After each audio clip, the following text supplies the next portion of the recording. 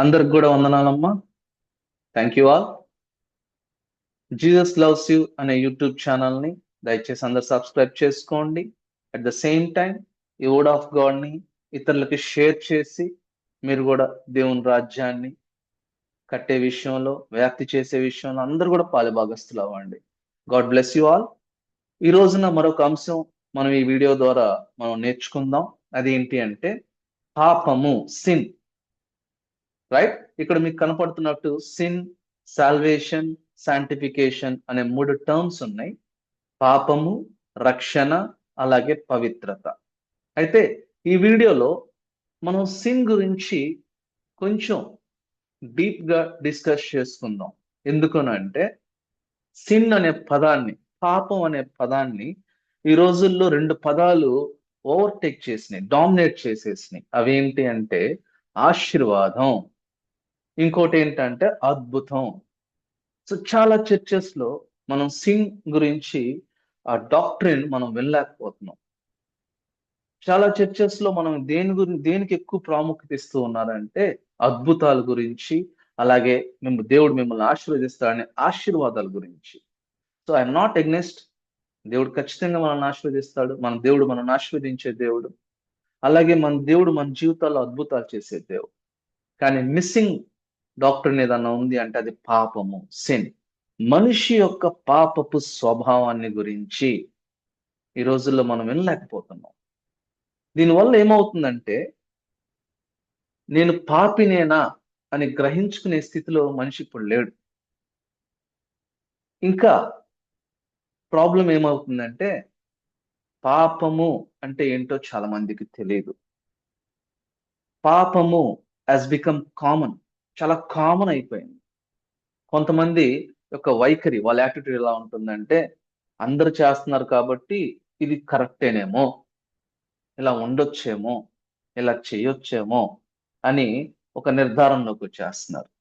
ఇంకొంతమంది యాటిట్యూడ్ ఎలా ఉంటుందంటే ఆ తప్పే అయితే ఏంటంట, నేను ఒక్కనే చేస్తున్నాను, నేను ఒక్కదాన్నే చేస్తున్నాను అని ఇలాంటి నిర్ధారణలోకి వచ్చేస్తున్నారు. కొంతమంది తెలిసి కూడా దాని నుంచి బయటపడలేక, బయటికి రాలేక పాపం చేస్తూ ఉన్నారు. ఈ రోజున మనం చూద్దాం, ఈ రోజుల్లో పాపం ఎలా ఉంటుంది ఏంటి అని చెప్పేసి అని. మనం ఇక్కడ చూసినట్లయితే సిన్ అంటే ఏంటి, పాపము అంటే ఏంటి, అలాగే తర్వాత నేను పాపం చేసిన వెంటనే ఏమవుతుంది, అలాగే ఈ పాపం నుంచి బయట రావటం ఎలాగా. మనం అట్లీస్ట్ మొదటి ప్రశ్నను ఆలోచన చేద్దాం. సిన్ అంటే ఏంటి, నేను సిన్ చేస్తే ఏమవుతుంది, నేను పాపం చేస్తే ఏమవుతుంది అనే అంశం మనం జాగ్రత్తగా పరిశీలన చేసుకుందాం. దయచేసి వీక్షకులు, మీరు ఈ వాక్యం వినేటప్పుడు మీ చేతుల్లో పరిశుద్ధ గ్రంథం కనుక ఉన్నట్లయితే దయచేసి తీయండి. పరిశుద్ధ గ్రంథం తీసి చూస్తూ ఉండండి. ఆ రిఫరెన్సెస్ నోట్ చేసుకుంటూ ఉండండి. లేకపోతే మీ తర్వాత అయినా మీ పరిశుద్ధ గ్రంథం ఓపెన్ చేసి ఆ రిఫరెన్సెస్ ని అండర్లైన్ చేసుకుని దాని గురించి సీరియస్ గా ఆలోచించవలసిందిగా రిక్వెస్ట్ చేస్తూ ఉన్నాను. పాపం గురించి చదువుకోవటం కూడా ఒక చరిత్రనంటండి, ఒక శాస్త్రమే. దాన్ని ఏమంటారు అంటే హమర్షాలజీ అని చెప్పేసి అంటారు. పాపాలని అధ్యయనం చేయు శాస్త్రం. అయితే ఈ హమర్షాలజీ అంటే అర్థం ఏంటి అంటే, హమర్ష అనే పదానికి అర్థం ఏంటి అంటే గురి తప్పిపోవుట, మిస్సింగ్ ద మార్క్.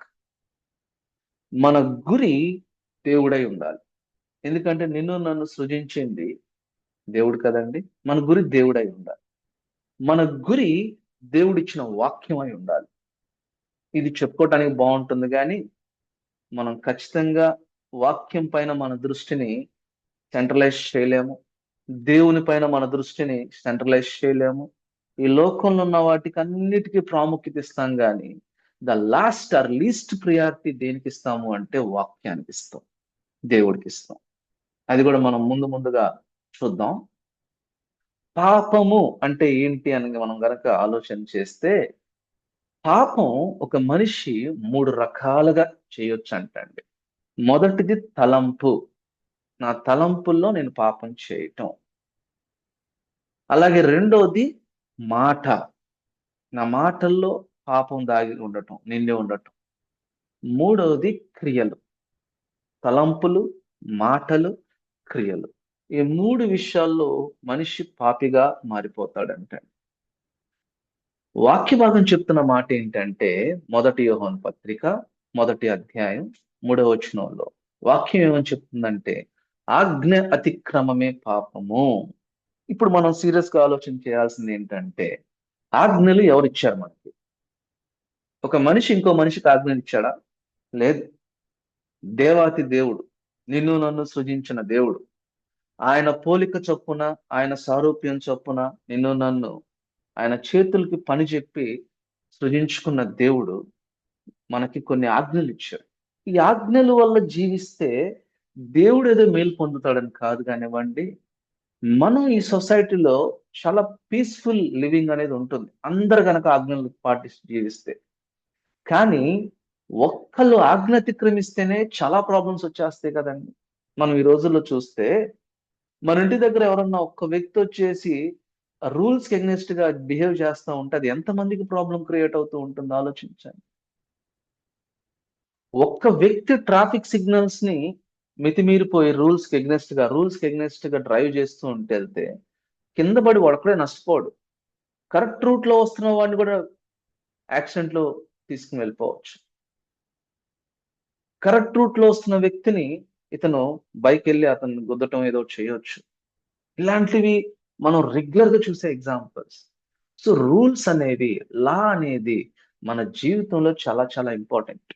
ఈ లోకంలో పెట్టిన రూల్స్ కే మనం అంత ప్రాముఖ్యత ఇస్తున్నప్పుడు, నిన్ను నన్ను నిత్య జీవంలోకి తీసుకుని వెళ్ళే రూల్స్ ఉన్నాయి, ఆజ్ఞలు ఉన్నాయి. పరిశుద్ధ గ్రంథంలో ఎన్నో ఆజ్ఞలు ఉన్నాయి. ఇవి చాలా ప్రాముఖ్యమైనవి కదా. నా ప్రశ్న ఏంటి అంటే, పదాజ్ఞలు వచ్చాయండి? పదాజ్ఞలు కంఠస్థం చే చిన్నప్పుడు సండే స్కూల్స్ లో పదాజ్ఞలు కంఠస్థం చేయమంటాం చాలా తేలిక. అవి చేస్తాం. వాటి మీనింగ్ తెలియకపోయినా వాటిని కంఠస్థం చేసి అప్పచెప్పటం, లేకపోతే ఎగ్జామ్ పెట్టినప్పుడు రాస్తాం. ఇవి చేసి ప్రైజులు తెచ్చుకున్న వాళ్ళు ఉండుంటారు. నేను కాదంటలా, మంచిదే. కానీ ఇప్పుడు వాటి మీనింగ్ నీకు పూర్తిగా తెలిసిన తర్వాత వాటిని బైహార్ట్ చేయటం కాదు కావాల్సింది, వాటిని అభ్యాసం చేయటం కావాలి. చూడండి, ఆరిజిన్ ఆఫ్ సిన్, ఈ పాపం యొక్క మూలం ఎక్కడుంది అంటే, యెషయా భక్తుడు, యెషయా ప్రవక్త 14 అధ్యాయం 12వ వచనం కాడి నుంచి 15వ వచనం మీరు తర్వాత చూసినట్లయితే, దాంట్లో ఒక దేవదూత, ఒక దూత మిస్టేక్ చేశాడు. అయితే ఏం చేశాడు అంటే, ఆ దూతకి మంచి ఆధిక్యత ఉంది పరలోక రాజ్యంలో. ఆ దూత కింద కొంతమంది దూతలు ఉన్నారు. ఇతను ఒక నాయకుడు అన్నమాట. ఈ దూత ఒక నాయకుడు లాగా ఉంటే అది ఏమనుకుంది అంటే, నేను ఆకాశమునకు ఎక్కిపోయేదను, నా సింహాసనాన్ని హెచ్చించుకుంటాను, దేవుని కంటే ఉన్నతమైన స్థితిలోకి నేను వెళ్తాను అని చెప్పేసి అని హెచ్చించుకుంది. ఎక్కడో తెలుసా అండి? బయట ఎవరికి చెప్పలే ఆ మాటలు. పోనీ క్రియల్లాగా ఎక్కడ చేసి చూయించలా. ఇందాక మనం మాట్లాడుకున్నాం కదా, 3 విధాలుగా పాపం. ఆ మొదటిది ఏంటంటే తలంపు. స్టేజ్ 1 తలంపు. ఆ తలంపు ఆ దూత మనసులో అనుకున్నాడంట, నాకేం తక్కువ, నేను కూడా కొంతమంది దేవదూతలకు అధికారిగా ఉన్నాను కదా, నేను దేవుడి కన్నా ఏ విషయంలో తక్కువ అని చెప్పేసి మనసులో అనుకున్న వెంటనే, నా మనసులో ఏమనుకున్నానో నీకు తెలియకపోవచ్చు, మీ మనసులో ఏమనుకుంటారో నాకు తెలియకపోవచ్చు, కానీ మన హృదయాల్ని, మన అంతరంగాన్ని పరిశీలన చేసేది ప్రభు కదండి.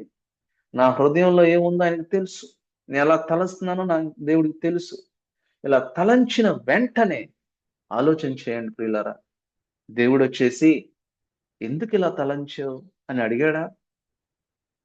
ఛాన్స్ ఇచ్చాడా ఆ దూతకి? రిపెంట్ అవడానికి కూడా ఛాన్స్ ఇవ్వలేదు. ఎక్స్ప్లెనేషన్ ఇవ్వడానికి కూడా ఛాన్స్ ఇవ్వలేదు. వెంటనే పాతాళానికి తొక్కివేశాడు, రోసేశాడు. అడగలేదు ఎందుకు ఇలా తలంచావు అనే ప్రశ్న కూడా అడగలేదు. చూడండి, దేవుని యొక్క ఉగ్రత ఎంత కఠినంగా ఉంటుందో. తల్లిదండ్రులు అయితే ఎందుకు ఇలా చేసావని ఎక్స్ప్లెనేషన్ అడగొచ్చు నేను ఏదైనా మిస్టేక్ చేసినప్పుడు. కానీ దోతల విషయంలో దేవుడు ఎక్స్ప్లెనేషన్ అడగల. కానీ మనుషుల విషయంలో దేవుడు ఎక్స్ప్లెనేషన్ అడగటమే కాదు, ఆయన ఈ లోకానికి మనుషులు చేసిన పాపానికి పాప పరిహారార్థ బలిగా, ప్రాయశ్చిత్త బలిగా ఈ లోకానికి వచ్చారు యేసు ప్రభువారు. అందుకనే ఏంజిల్ ఏం చేసిందంటే ఈ యూనివర్స్ లోకి సిన్ ఇంట్రొడ్యూస్ చేసింది. మరి ఆ ఏంజల్ ద్వారా టెంప్ట్ అయిపోయిన యాడమ్ అండ్ ఈవ్ వీళ్ళు ఏం చేశారు అంటే ఈ లోకంలోకి పాపాన్ని ఇన్వైట్ చేసేసారు. ఆజ్ఞ అతిక్రమమే పాపము. ఏం ఆజ్ఞ అతిక్రమించారండి? అప్పుడు ఆదాము అవ్వ ఉన్నప్పుడు వాళ్ళకేం 10 కమాండ్మెంట్స్ లేవు, వాళ్ళకేమి పరిశుద్ధ గ్రంథం లేదు. వాళ్ళకి ఎంతో స్వేచ్ఛ ఇచ్చాడు దేవుడు. ఆ స్వేచ్ఛ నీకు ఈ ఈ తోటలో ఉన్న ప్రతి వృక్షం నీదే, ఎక్కడికైనా వెళ్ళండి, ఏదైనా తినండి, చక్కగా జీవించండి, అక్కడున్న జంతువులన్నిటినీ, ఆ పొలం అంతటిని మీరు చూసుకోండి అని ఇన్ని రకాలుగా స్వేచ్ఛనిస్తే దేవుడు ఒకే ఒక్క కండిషన్ పెట్టాడు. ఏంటంటే మీరు ఏదైనా చేయండి, ఏదైనా తినండి, కానీ ఈ ఒక్క వృక్షం దీన్ని మాత్రం మినహాయించేసేయండి, దాని పండులు మీరు తినొద్దు అని చెప్తే సాతానుడు వచ్చేసి చూడండి వాడు ఎంత కన్ఫ్యూజ్ చేశాడంటే అవ్వని. ఇది నిజమా? ఎప్పుడైనా సరే మన జీవితంలోకి పాపం ఎలా ఎంటర్ అవుతుందంటే ఒక కన్ఫ్యూజన్ స్టేట్ లోనే ఎంటర్ అవుతుంది. క్లారిఫికేషన్ ఉండదు. ఇది నిజమా? ఇలా ఉంటే దేవుడు మీతో ఏమన్నాడు? ఏం చెప్పాడు? ఇలా చెయ్యొద్దని చెప్పాడా? ఇలా చేస్తే ఎంత బాగుండేదో తెలుసా? ప్రత్యేకించి యవనస్తుల్ని వాడు ఎలా టెంప్ట్ చేస్తాడో తెలుసా? ఏ ఇది నిజమా? కాదు, ఒకసారి ఇది ప్రయత్నం చేసి చూడు. ఈ రోజుల్లో యవనస్తులు ఎలా పాడైపోతున్నారు అంటే, ఏ ఇది నిజమా? ఎట్లా చెప్పారా? అరే రే మీరు ఎంత మిస్ అయిపోతున్నారో తెలుసా? అరే నువ్వు ఇంత మిస్ అయిపో, నువ్వు వీడియోస్ చూడవా? నువ్వు అశ్లీలత చూడవా? అశ్లీలమైన సినిమాలు చూడవా? పాన్ వీడియోస్ చూడవా? నువ్వు ఎంత మిస్ అయిపోతున్నావో తెలుసా? ఎంత ఎంజాయ్మెంట్ ని మిస్ అయిపోతున్నావో తెలుసా? నువ్వు డ్రగ్స్ యూస్ చేయవా? నువ్వు ఎంత మిస్ అయిపోతున్నావో, ఆ కిక్కే వేరు. సాటన్ టెంప్ట్ చేసే విధానం. నువ్వు స్మోక్ చేయవా? నువ్వు డ్రింక్ చేయవా? నువ్వు ఎప్పుడు పబ్కి వెళ్ళవా? వాడు టెంప్ట్ చేసే విధానం ఎట్లుంటే యవనస్తుల్ని ఇలాగే కన్ఫ్యూజన్ లోకి తీసుకుని వెళ్తాడు. సాటన్ యొక్క పని ఏంటి అంటే నీ మనస్సులో ఒక ఆందోళన తీసుకొచ్చేస్తాడు, కన్ఫ్యూజన్ తీసుకుని వచ్చేస్తాడు. ఆ కన్ఫ్యూజన్ వచ్చినప్పుడు నువ్వు ఖచ్చితంగా చేయాల్సింది ఏంటంటే నువ్వు మోకరించాల్సిందే, దేవుని పాదాలు పట్టుకోవాల్సిందే. లేకపోతే నీకు తెలిసిన సేవకులు ఎవరన్నా ఉంటే వాళ్ళ దగ్గరికి వెళ్ళి ఓపెన్ గా మాట్లాడి ఎట్లా దీని నుంచి బయటికి రావాలి అని చెప్పేసి వాళ్ళతో డిస్కస్ చేయాలి. వీళ్ళకి యాడమ్ అండ్ ఈవ్కి వాళ్ళకు ఒక అవకాశం ఉంది. ప్రతి చల్లపూట దేవుడు వాళ్ళతో వచ్చి మాట్లాడుతూ ఉన్నాడు కదా. టెంప్ట్ చేసినప్పుడు అవ్వెళ్ళి యాడమ్‌తో డిస్కస్ చేసి ఉండాల్సింది. షైలా ఆమె ఏం చేసిందంటే తినేసింది. అవ్వెళ్ళి యాడమ్‌తో డిస్కస్ చేసి ఉండాల్సింది. ఇద్దరు కలిసి కూర్చుని చక్కగా ఒక నిర్ణయం తీసుకుని సాయంత్రం దేవుడు వస్తాడు కదా, మనల్ని సృజించిన యెహోవా దేవుడు వస్తాడు కదా, దేవునితో మాట్లాడి నిర్ణయం తీసుకుందాం అని అనుకుని ఉండాల్సింది. స్టోరీ ఎలా ఉండేది అలా చేసుంటే. బట్ అలా జరగలేదు. పాపం ఇన్వైట్ చేసేసారు. ఆ రోజున మొదలుకొని ఆ తర్వాత వస్తున్న తరాలు తరాలు తరాలు తరాలు ఇప్పుడు మనం ఈ తరంలో ఉన్నాం. ఆధునికమైన దినాల్లో ఉన్నాం. టెక్నాలజీ రోజు రోజుకి అభివృద్ధి చెందే దినాల్లో ఉన్నాం. ఎంత టెక్నాలజీ పెరిగినా మనందరం పరిస్థితి ఏంటంటే ఏ భేదమూ లేదంటండి. ఏ భేదం, నేనైనా నువ్వైనా ఎవరైనా ఏ భేదము లేదు. అందరం కూడా పాపం చేసిన వాళ్ళమే. నాదొక పాపం కావచ్చు, నీదొక పాపం కావచ్చు. నాలో ఒకటి ఉండొచ్చు, నాలో అబద్ధాలాడే గుణం ఉండొచ్చు, నీలో దొంగతనం చేసే గుణం ఉండొచ్చు, మరొకడు వ్యభిచారై ఉండొచ్చు, మరొకడు నరహంతకుడై ఉండొచ్చు, లేకపోతే ఇంకొకడు చూసిన ప్రతి దాన్ని ఆశపడే వ్యక్తి అయి ఉండొచ్చు. What ever it is. అందుకనే దేవుడు చెప్తున్న మాట ఏంటంటే మీలో ఒకరినొకరు తీర్పు తీర్చుకోకండి. నేను నీకన్నా బెటరే, నువ్వు అది చేసావు అని అనొద్దు. నేను ఎవరితో కంపేర్ చేసుకోవాలి నా జీవితాన్ని అంటే వాక్యంతో. వాక్యంతో క్రాస్ చెక్ చేసుకోవాలి. అయితే దాన్ని ఒక ఎక్స్‌క్యూజ్ లాగా తీసుకోకండి. సైతానుడే కదా టెంప్ట్ చేస్తుంది. వాడే కదా, దేవుడు వాడిని త్రోసేసాడు కాబట్టి వాడు మా జీవితాలతో ఆడుకుంటున్నాడు అని చెప్పి ఎక్స్‌క్యూజ్ తీసుకొని చివరికి దేవుని నిందించే స్టేజ్‌లో చాలా మంది ఉంటారు. చాలా చాలా పొరపాటండి. యాకోబు పత్రిక, కొత్త నిబంధనలు ఉన్న యాకోబు పత్రిక 1వ అధ్యాయం 14వ వచనంలో యాకోబు భక్తుడు చెప్తున్న మాట ఏంటంటే, ప్రతి ఒక్కరు వారి హృదయంలో స్వకీయమైన దురాశ ఉంటుందంటండి. స్వకీయంగా వచ్చింది, అది ఎవరో పెడితే వచ్చింది కాదు, స్వయంగా వచ్చిన దురాశ. ఆ దురాశ ఏం చేస్తుందంటే గర్భం ధరించి పాపాన్ని కంటుంది. ఇప్పుడు మనం పాపం అంటే ఏంటో తెలుసుకున్నాం, అది మిస్సింగ్ ద మార్క్. అది ఎలా చేయొచ్చు? ఐదర్ తలంపు గాని, మాట గాని, క్రియ గాని తెలుసుకున్నాం.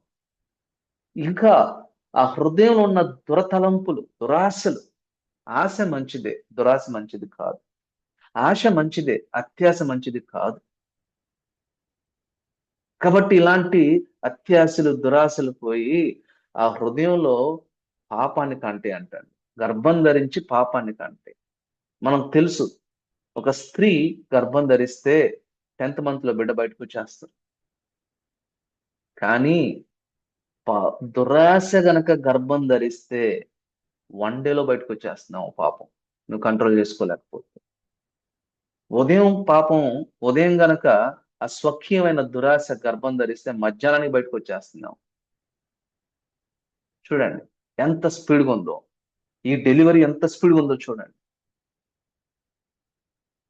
మనం ఉదయం అనుకుంటాం, మన హృదయంలో ఒక తలంపు వచ్చేసిద్ది, సాయంత్రానికి చంపేసిన వాళ్ళు ఉన్నారు. మనం హృదయం అనుకుంటాం, ఈరోజు ఎట్టి పరిస్థితులు చూడాల్సిందే, లేకపోతే శోధించబడతావు, ఇది బాగుంది, ఇది చూడండి, ఇలా మాట్లాడండి, ఇలా చేయండి అని రకరకాలుగా శోధించబడతావు. అది హృదయంలో ఉన్నప్పుడే మోకరిస్తే దేవుడు అది తీసేస్తాడు. మోకరించకపోతే అది ఏమవుతుందంటే గర్భం ధరిస్తుంది, పాపాన్ని అంటారు. చెప్పండి, తలంపుల్లో ఉన్నప్పుడు ఈజీనా సాల్వ్ చేసుకోవటం, అది ఎప్పుడైతే పాపం లాగా బయటకు వచ్చేస్తుందో అప్పుడు దాన్ని సాల్వ్ చేసుకోవటం ఈజీనా? ఖచ్చితంగా మనం అవగాహన చేసుకోవాల్సింది ఏంటంటే, తలంపుల్లో ఉన్నప్పుడే మనల్ని మనం ప్యూరిఫై చేసుకోవటం, దేవుని పాదాలు పట్టుకుంటే దేవుడు మనం కనికరించి ఆ తలంపు నుంచి బయటికి లాగుతాడు. మరి పాపం గనక పరిపక్వమైతే, మెచ్యూర్ అయిపోతే మరణం వచ్చేస్తుందంట. మేబీ మీరు అనుకునే శారీరకమైన మరణం కాదు. మీరు అనుకోవచ్చు, నాకేం కాలేదుగా, నా కనీసం చిన్న రోగం కూడా రాలేదుగా అనుకోవచ్చేమో. అది ఆత్మీయ మరణం. శారీరకమైన మరణం వస్తే శారీరకమైన అస్వస్థత వస్తే డాక్టర్స్ ఉన్నారు క్యూర్ చేయడానికి, మెడిసిన్స్ ఉన్నాయి క్యూర్ చేయడానికి. కానీ ఆత్మీయమైన మరణం, except Jesus Christ, nobody can cure that. ఏముందులే, నన్ను ఆత్మ గురించి పెద్ద పట్టించుకోను, ఈ మరణం ఇలాగే ఉండనివ్వండి అని అనుకుంటే గనక మనకి నిత్య జీవం నుంచి మనల్ని బయటికి తోసేస్తాడు దేవుడు. మనకు నిత్య జీవం ఉండదు, ఇంకా నిత్య నరకమే. సో ఈ లోకంలో అత్యంత కేర్ తీసుకోవాల్సింది ఏదన్నా ఉందంటే నీ హృదయం గురించి. వాక్యం వింటున్న ప్రతి ఒక్కరు కూడా దయచేసి ఒక్కసారి ఆలోచించండి. కానీ అన్నిటికన్నా అతి తక్కువ కేర్, లీస్ట్ ప్రయారిటీ ఇచ్చేది ఏంటంటే నీ హృదయంలో ఉన్న వ్యాధి గురించే. నీ హృదయంలో అసూయ అనే వ్యాధి ఉందా? దాని గురించి ఆలోచించు. పక్కన వాళ్ళు ఎవరైనా బాగుంటే ఓర్చుకోలేని స్థిత, పక్కన వాళ్ళు ఏదైనా కొనుక్కుంటే తట్టుకోలేని స్థిత, అది భయంకరమైన వ్యాధి అంటండి. దాన్ని గ్రహింపగలవాడెవడు? ఎవరికి లేదు అదృష్టం, నీకు నాకు తప్ప, ఎందుకంటే వాక్యం ఉంది కాబట్టి. ఆ కృప నీకు నాకే ఉంది.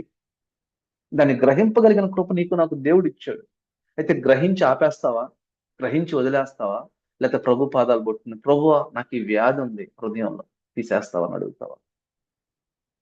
నీ హృదయంలో దురాశ అనే వ్యాధి ఉంది, అది గ్రహించుకోగలిగిన కృప దేవుడు మనకి ఇచ్చాడు కదా. దేవుడిని మనం యూజ్ చేసుకోవద్దా ఇలాంటి వాటికి?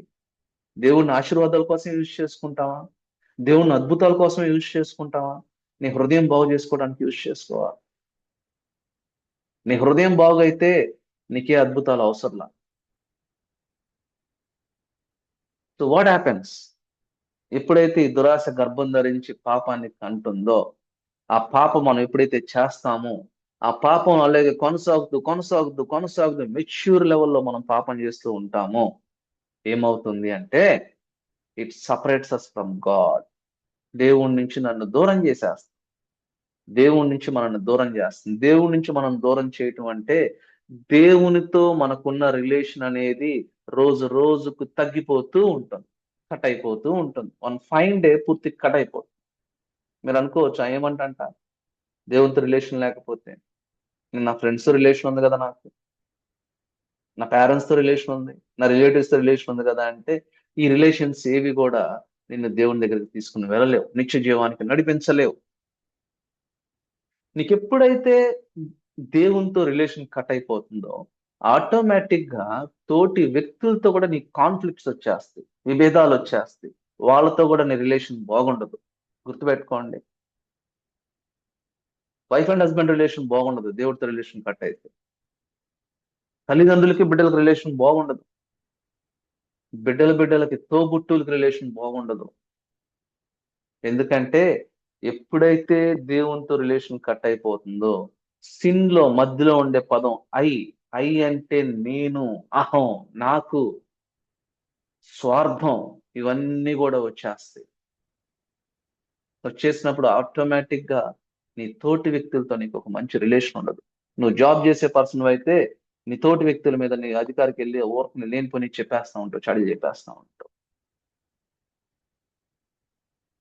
ఎందుకంటే నీకు స్వార్థం పెరిగిపోయింది.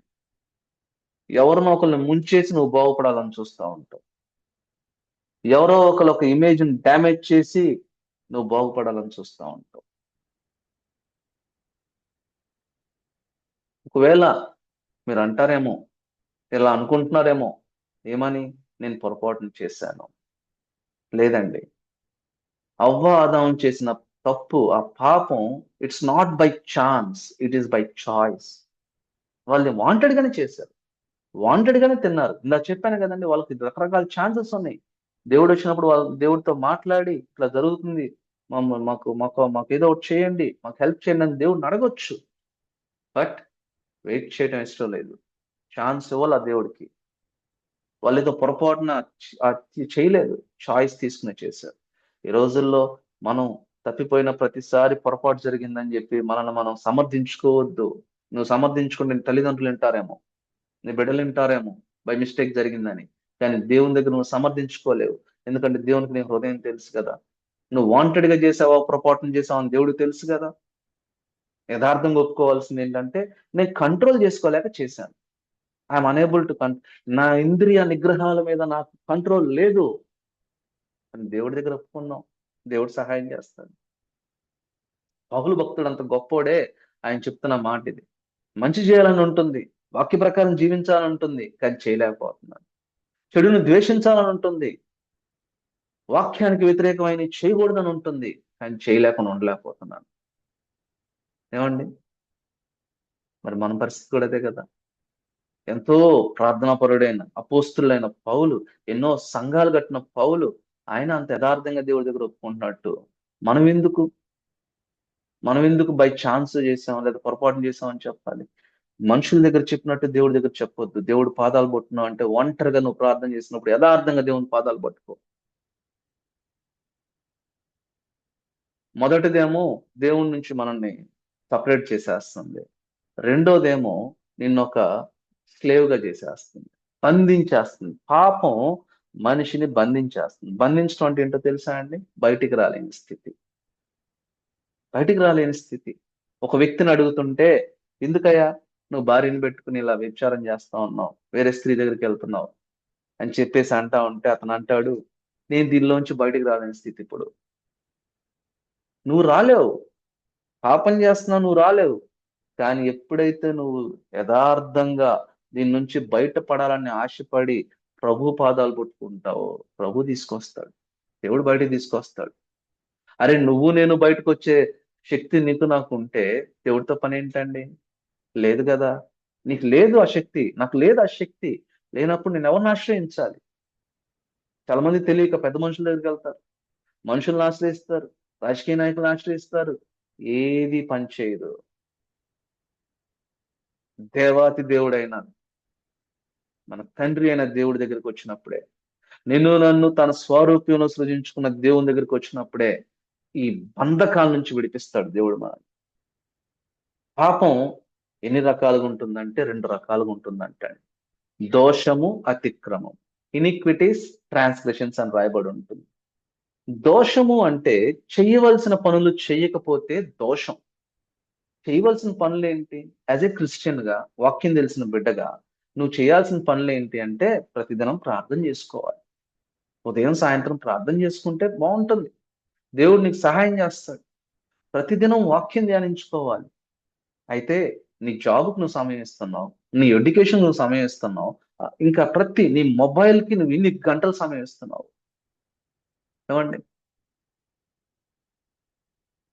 వీటన్నిటికి సమయం ఇస్తున్నాను. కానీ నువ్వు దేవునికి సమయం ఉంచట్లా. దేవుడు నీకు 24 గంటలు సమయం ఇచ్చాడు గదా! 24 అవర్స్ నేను సజీవంగా చూసుకుంటూ ఉన్నాడు గదా! అలాంటి దేవుడికి నువ్వేం చేయాలి? ఆ సమయం దేవుడికి ఇవ్వటం వల్ల దేవునికైనా అడ్వాంటేజా? కాదు. నీకే. నీకు నాకే. ఆ సమయం దేవునికి ఇస్తే మన మనసు ఎంత ప్రశాంతంగా ఉంటుంది. ప్రార్థన చేసుకున్నాం. దేవుడి యొక్క నడిపింపు మన హృదయంలోకి వస్తా ఉంటుంది. వాక్యం చదువుకున్నాం. ఆ వాక్య ప్రకారం జీవించాలని నడిపింపు మనకు వస్తా ఉంటుంది. ఈ రోజుల్లో దేవునికి సమయం ఇచ్చే యవనస్తులు గాని, సంఘస్థులు గాని చాలా తక్కువైపోయారు. ఆదివారం పరిశుద్ధ గ్రంథం చేతితో పట్టుకుని చర్చికి వచ్చిన తర్వాత, ఆ పరిశుద్ధ గ్రంథం మళ్ళీ మన చేతిలోకి వచ్చేది నెక్స్ట్ ఆదివారమే. నెక్స్ట్ ఆదివారమే. ఈ మధ్యలో కనీసం పాస్టర్ గారు సండే ఏ వాక్యం చెప్పారు? అది చూసుకుందాం. ఒకసారి అభ్యాసం చేద్దాం. ఇలాంటి వాళ్ళు లేరండి. గుర్తుపెట్టుకోండి. చక్కగా వాక్యాలు వినేటప్పుడు మీరు రాసుకోవాలి. వాటి గురించి అధ్యయనం చేయాలి. మెడిటేట్ చేయాలి. వాటిని ఎలా నా జీవితంలో అప్లై చేసుకోవాలి? ఆ వాక్య ప్రకారం నా జీవితంలో ఉన్న లోపాలేంటి? పొరపాట్లేంటి? వీటిని ఎట్ట సరి చేసుకోవాలి? ఇవి ఆలోచించకపోతే you are a nominal Christian అంతే. నువ్వు బాప్తిసం తీసుకొని ఉండొచ్చు. చర్చిలో చాలా ప్రాముఖ్యుడై ఉండొచ్చు. But still you are a nominal Christian. నామకార్థపు క్రైస్తవుడు. మరి అతిక్రమం అంటే ఏంటి అంటే చెయ్యకూడని చేస్తే దాన్ని అతిక్రమము అని చెప్పేసి పిలుస్తారు. చేయాల్సినవి చేయకపోతే దోషం, చెయ్యకూడని చేస్తే అతిక్రమం. ఆజ్ఞల్ని అతిక్రమిస్తే పాపం. కేవలం ఆజ్ఞలను అతిక్రమించడమే పాపం కాదు. చేయాల్సిన పనులు చేయకపోయినా పాపమే. మరి ఈ విషయాల్లో, ఈ దోషం విషయంలో మనందరం పాపులమే. అందుకని ఒక చోట దావీదు భక్తుడు ఇలా అంటా ఉంటాడు, ప్రభువా నీవు నా దోషాలు ఎంచితే నీ ముందు నిలబడగలిగిన వాడెవడు? ఎస్, చాలా రకాల పాపాలు ఉన్నాయి. ఇవన్నీ కూడా మీరు ఇప్పుడు చూసినట్లయితే కొన్ని బేసిక్స్ అన్నమాట. ఏంటది? మనిషిలో సహజంగా ఉండే పాపాలు అహంకారము, దురాశ, కామ కోరికలు, అసూయ, తిండిబోతులు, త్రాగుబోతులు, కోపం, బద్ధకం, సోమర్తనం, ఇవన్నీ కూడా సరి చేసుకోవాల్సినవే. ఇవి నా జీవితంలో ఉన్నాయి అంటే వీటి గురించి నేను సీరియస్ గా దేవుని పాదాలు పట్టుకుని బ్రతిమలాడుకోవాలి. మరి ఏంటి? పాపం వల్ల వచ్చేది ఏంటి అంటే మరణం అంట. ఈ పాపం వలన వచ్చు జీతం మరణం. మరణం అనేది తెలిసినా కానీ దాంట్లోనే ఎంజాయ్ చేస్తున్నామా మనం? హ్యాపీగా ఉందా? ఇక్కడ పేర్కోబడినవన్నీ మన జీవితంలో ఉంటే దీని యొక్క అంతం మరణం, ఆత్మీయ మరణం. అరే ఆత్మీయ మరణం అంటే ఎంత బాధపడాలండి? ఎంత కంగారు పడాలి? అమ్మో నేను నిత్య జీవాన్ని కోల్పోతున్నానా? దేనికోసం? తాత్కాలికమైన అహంకారం కోసం మనుషుల దగ్గర. ఎంత అహంకారం అంటే ఒక మనిషిని ఇంకో మనిషిలాగా మనం చూడలేని అహంకారం. నా మాటే వినాలి, నేను చెప్పింది జరగాలి. తండ్రి అలా అనుకుంటే కుటుంబం పాడైపోతుందండి. సంఘ కాపరి అలా అనుకుంటే సంఘం పాడైపోతుంది. చాలా జాగ్రత్తగా ఉండాలి. ఇవి మన హృదయంలో ఎంటర్ అవుతున్నాయా లేదా అని ఎప్పటికప్పుడు పరిశీలన చేసుకోవాల్సిన అంశాలండి ఇవి. ఎప్పటికప్పుడు పరిశీలన చేసుకోవాల్సిందే. నీకు నువ్వు చెక్ చేసుకోవాల్సిందే. దేవుని వెలుగులో, వాక్యపు వెలుగులో నిన్ను నువ్వు పరిశీలన చేసుకోవాల్సిందే. చాలా పరిస్థితి ఎలా ఉంది అంటే దేవునికి దగ్గర చేసే సేవకులు తక్కువైపోయారు.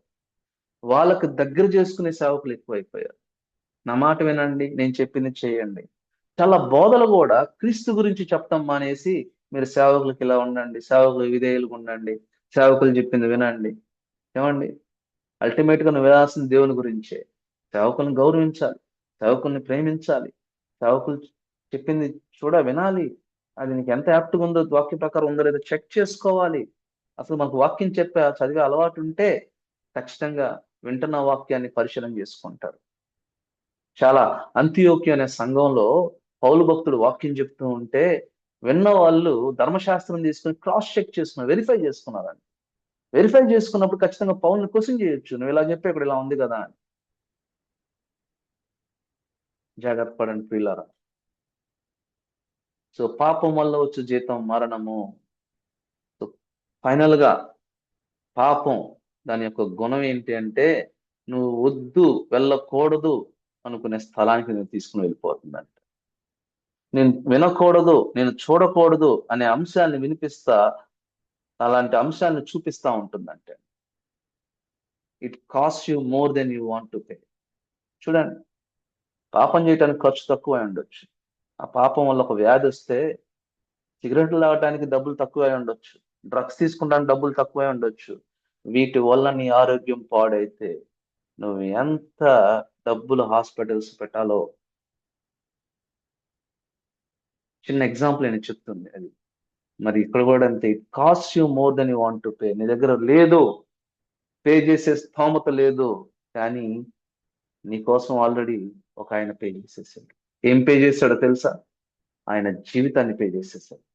సజీవంగా నీ కొరకు నా కొరకు దహనం అయిపోయి, సజీవంగా నీ కొరకు నా కొరకు ప్రాయశ్చిత్తం బలైపోయాడు. So now it's free of cost. ఏంటో తెలుసా? పాపం నుంచి బయటకు రావడానికి is free of cost. Salvation is free of cost. So పాపం పరిస్థితి ఇంత దారుణంగా ఉంది కదా, ఇలాంటి స్థితిలో నేను ఉన్నానా అని ఒక్కసారి మనల్ని మనం పరిశీలన చేసుకోవాలి. ఈ వాక్యం యొక్క ఉద్దేశం అదే, పాపిగా నేను ఉన్నానా? ఎందుకంటే చాలా మంది వాళ్ళు పాపులు అని చెప్పేసి గ్రహించుకోలేని స్థితిలో ఉంటారు కాబట్టే నేను చెప్తూ ఉన్నాను. మనం ఖచ్చితంగా నేను పాపిని అని గ్రహించుకోవటం అనేది చాలా ప్రాముఖ్యమైనది. ఒకవేళ నాలో ఏ పాపము లేదా అని తెలిస్తే నేను దేవుణ్ణి మోసం చేసిన వాడిని అవుతానంటండి, లేకపోతే దేవుణ్ణి అబద్ధీకుని చేసిన వాడిని అవుతానంటండి. కాబట్టి మనం అలా ఉండటానికి వీలు లేదు. ఈ వాక్యం మనందరినీ కూడా మేలుకరంగా మంచి దారిలోకి నడిపిస్తుందని నేను నమ్ముచూ ఉన్నాను. దయచేసి ఈ వాక్యం విన్న ప్రతి ఒక్కరికి కూడా హృదయపూర్వకమైన వందనాలు. తప్పకుండా ఈ జీఎస్ లవ్స్ యూ అనే యూట్యూబ్ ఛానల్ని మీరు సబ్స్క్రైబ్ చేసుకోండి. ఇలా చిన్న చిన్న అంశాలు చక్కగా మనం ప్రతిరోజు కలిసే ప్రయత్నం చేద్దాం. అందరు నా కొరకు ప్రార్థన చేయండి. Thank you all.